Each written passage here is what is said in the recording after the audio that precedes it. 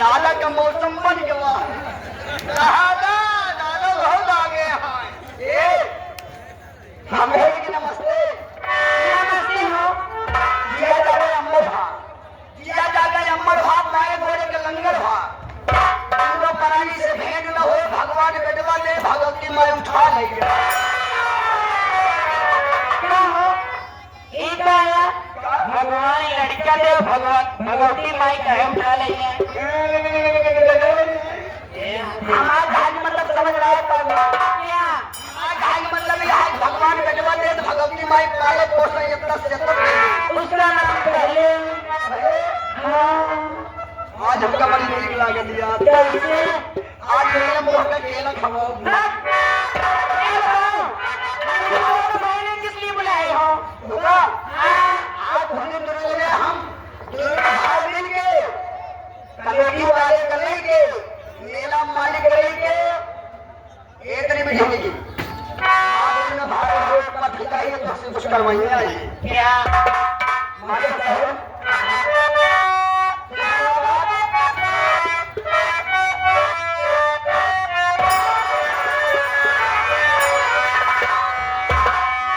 गोरिया चांद के गोरिया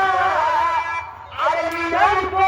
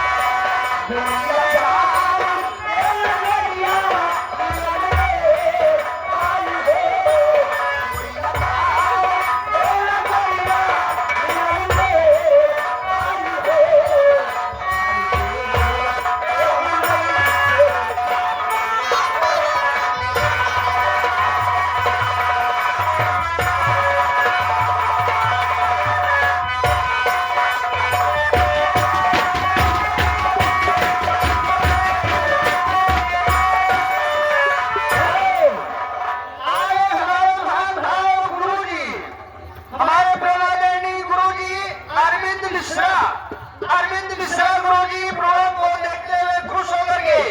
21 रुपए का पुरस्कार दे रहे हैं पार्टी हमारी स्वागत करती है गुरुजी को धन्यवाद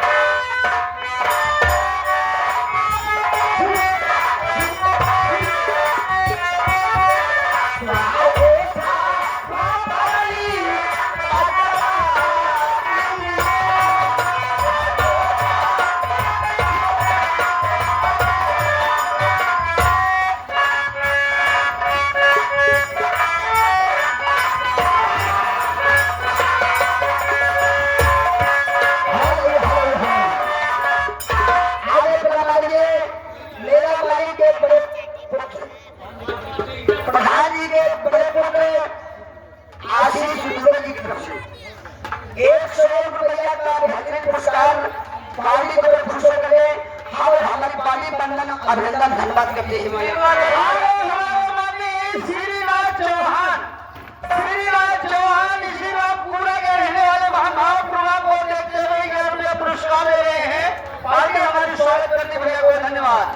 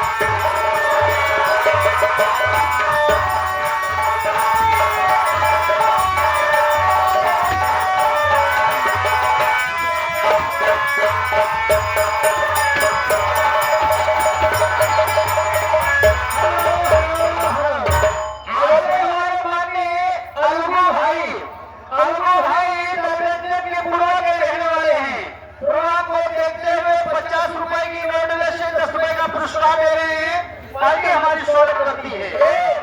आगे प्रमाणिया हमारे सुधीर तिवारी जी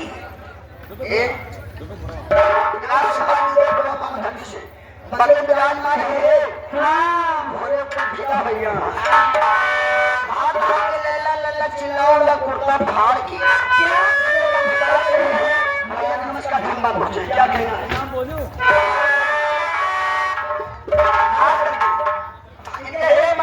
कुछ खाना बा क्या छक्का मार के खरी दे था कागज भरने के बाद है हो जाएगी क्या मास्टर जी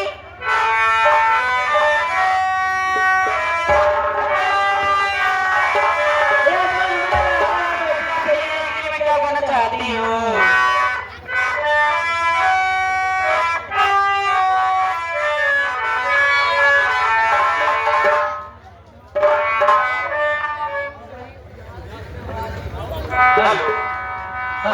ये हमारे कल्लू टेलर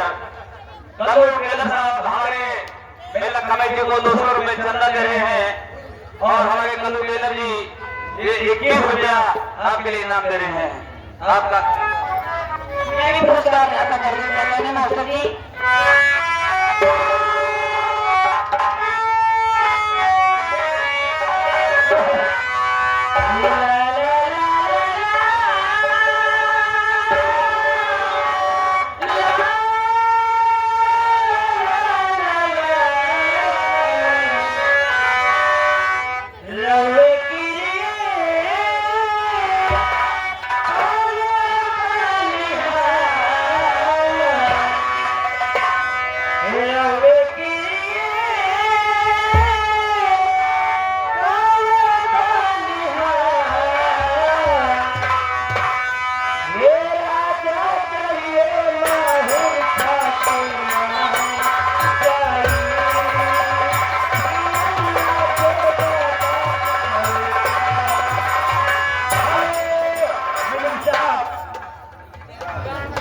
अब हो जहर खा के मर जाए मैडम। क्या ये तुम्हारे गाने पर खुश होकर के हमारे प्रधान जी के बड़े बेटे आशीष हुए उनकी तरफ से आपके लिए 100 रुपया इनाम आया है और गाना पूरा सुनाइएगा।